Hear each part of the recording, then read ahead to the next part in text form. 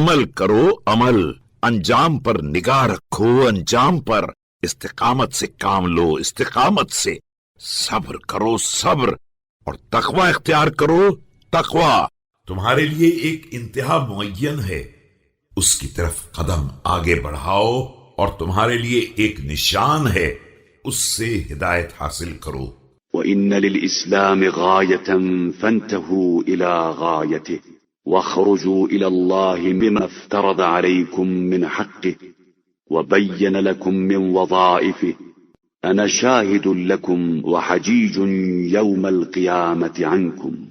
اسلام کی ایک حد ہے، تم اس حد و انتہا تک پہنچو اور اللہ کی بارگاہ میں اس کے حقوق کی ادائیگی اور اس کے احکام کی پابندی کے ساتھ حاضری دو، میں تمہارے اعمال کا گواہ بنوں گا اور روز قیامت تمہاری طرف سے وکالت کروں گا۔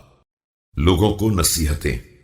ألا وإن القدر السابق قد وقع والقضاء الماضي قد تورد وإني متكلم بعدة الله وحجته۔